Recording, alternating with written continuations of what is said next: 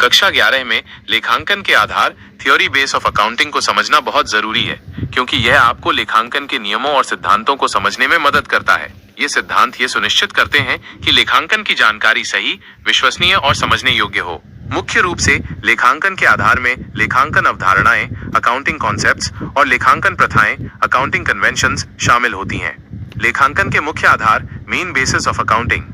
लेखांकन के मुख्य दो आधार होते हैं जिनके आधार पर व्यवसायिक लेन देनों का लेखा किया जाता है।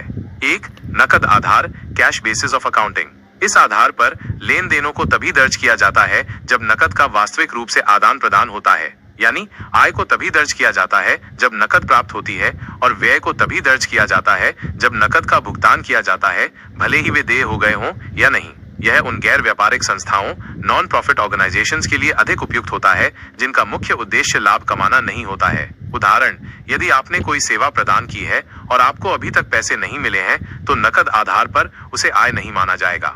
2. उपार्जन आधार, एक्रूअल बेसिस ऑफ अकाउंटिंग। ये लेखांकन का सबसे व्यापक रूप से इस्तेमाल किया जाने वाला आधार है। इस आधार पर लेन देनों को तभी दर्ज किया जाता है जब वे होते हैं, न कि जब नकद का आदान प्रदान होता है। यानी आय को तब मान्यता दी जाती है जब वह अर्जित अर्न्ड हो जाती है, भले ही नकद मिली हो या नहीं।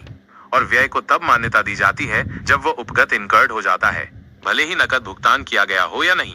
यह व्यवसायों के लिए अधिक उपयुक्त है क्योंकि यह वित्तीय प्रदर्शन की अधिक सटीक तस्वीर प्रदान करता है। उदाहरण, यदि आपने किसी को उधार पर माल बेचा है तो उपार्जन आधार पर उसे तुरंत आय मान लिया जाएगा, भले ही आपको पैसे बाद में मिलें। लेखांकन